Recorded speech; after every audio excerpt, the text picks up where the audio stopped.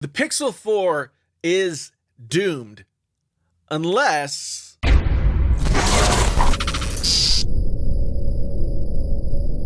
Hey there, friends on YouTube. My name is Jason, sometimes known as the JTL. This is Painfully Honest Tech. Tech so honest it hurts. If this is your first time here, thank you so much for stopping by. If you've been here before, then thank you so much for coming back again. Yo! Let's get this thing started.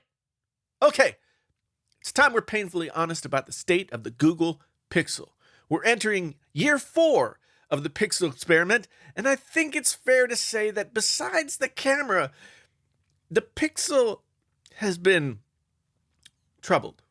In the 3 years the line has existed, the hardware has been subpar compared to the competition. The software has been buggy. The only thing that saved the Pixel at all, the only reason it still exists, is the camera. For the past few years, they've had the best camera on a smartphone. But this year, the competition has made big gains, and in 2019, a great camera coupled with less than competitive hardware and buggy software will not earn many converts. And I should say, just so everybody is clear, Google developed the frickin' operating system, and Samsung and others have better implementations of it now than the Pixel. Back in the old days, vanilla Android was attractive because the skins of other companies often introduced as many problems as they did useful features. That's not the case in 2019. In 2019, vanilla Android isn't a breath of fresh air after all the bloat of the other phones and the slowdowns and the blah, blah, blah. In 2019, vanilla Android is boring. Earlier this year, Google made a surprise move releasing the Pixel 3a and 3a XL. Those phones both sold for hundreds of dollars less than the big boy Pixels. They're made of plastic and all that kind of thing. They were a mid-level phone, but the reaction to those phones was mostly positive. I used one and reviewed it, and I really liked it. But still, it was a mid-range phone. It had a lot of good features. But this year, Google still needs to prove they can play in the big leagues. So the stakes are high for the Pixel 4. Take the fact that Google hasn't released a solid phone that didn't have a major flaw in the time since they first introduced the Pixel, and couple that with the competition catching up, and 2019 for Google is a poop or get off the pot year. If they don't knock this one to the moon, they might as well give up the whole thing and just go back to being a software company. There are two things Google has to do to save the Pixel, and if the Pixel 4 doesn't deliver on these two fronts, it's time for the Pixel to go. Number 1, fix the aforementioned laundry list of hardware and software issues that have plagued the Pixel since day one. If Google releases another phone with buggy software or serious hardware issues like blue screen stuff and all that kind of thing, the Pixel 4 is done. And let's define what I mean by done. As of this moment, Google has just a little more than 2% of the overall market share in North America for smartphones, according to this StatCounter chart that I found. By comparison, Samsung has more than 20% market share, and Apple has around 50%. Google clearly wants to be a player in that market, but as of right now, they're not. Period. Motorola has a larger market share than Google. LG has more than twice the market share of the Pixel. That's embarrassing. There's no way to shine that turd. After 3 years in the marketplace, Google, one of the biggest companies in the world, hasn't garnered enough market share to fill a shot glass. And I know there's some of you out there saying, well, Pixel has been a Verizon exclusive, blah, blah, blah, blah, blah, blah, blah, blah, blah, blah. Yeah. Last time I checked, Verizon was the largest mobile network in the US.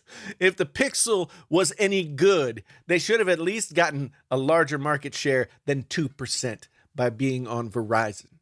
But they didn't. This year, the Pixel is going to be available on a lot more carriers for the first time, so we'll see how that goes. But even if they double their market share by adding the other carriers in, they still aren't beating LG for market share. Let that sink in. Google can't pull a larger market share than LG, and LG's mobile division has been on life support for years at this point. That brings me to point number 2.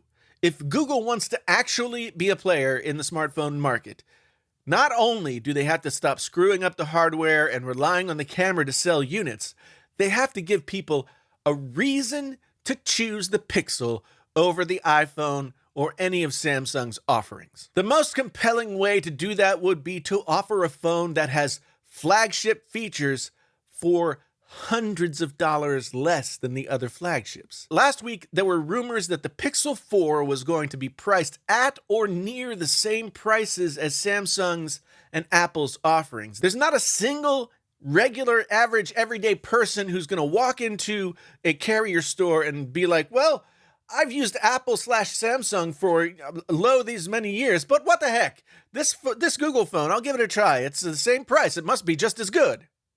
Why would anyone do that? The answer is they won't. The Pixel has been on the market for 3 years, and clearly that hasn't happened. We saw Apple cut the price of the iPhone 11 this year, and they didn't do that because they were just feeling like, yeah, throw them a bone. They're losing billions of dollars in sales making that move. They want more iPhones in the hands of people so they can start selling them services. Dropping the price of that phone will go a long way to getting them there. Mark my words, if Google trots out the Pixel 4 with a price tag anywhere within $100 of Samsung and Apple's offerings, the Pixel 4 will at best flounder. It doesn't matter what new features it might have. Regular people don't care about that stuff. Geeks do. At most, regular folks care about the camera. And most, honestly, only care if the phone actually takes passable photos. Anything after that is gravy, and they certainly aren't going to pay a premium price for a better camera. The only way for Google to have a shot at getting the Pixel 4 in more pockets this year is to compete on price. If the Pixel 4 is $900 and the XL is $1,000, no one will buy it. And those are actually more reasonable prices than I think we've seen in the rumors to this point. No, if Google wants to sell Pixels, they should price them at $700 and $800 respectively. The Pixel is in trouble, and it's time for desperate measures. Even if it means losing money on the phone. It's clear at this point, Google needs more pixels in people's pockets, more than they need the money. I mean, it's Google. Do they really need the money? If they want to be in people's pockets, they got to get serious about being in the smartphone business. If they don't hit the market with flawless hardware at a price that will make people think about leaving Apple or Samsung, the Pixel will be doomed. This is their last chance at really being competitive. To be painfully honest, if they blow it on any of these levels, the Pixel's done. Thanks so much for being here. I really do appreciate it. If you have comments or thoughts about this, as I'm sure you do, let me know down in the comments below. If this was your first time here and you want to come on back again, then please like, subscribe, bell notify, and do that thing, because there'll be more smartphone content throughout the rest of this year. And if you've been here before, thank you ever so much for coming back again. I really do appreciate it. At any rate, let's recap. My name is Jason. This is Painfully Honest Tech. Tech so honest it hurts. Until the next time, I'm out.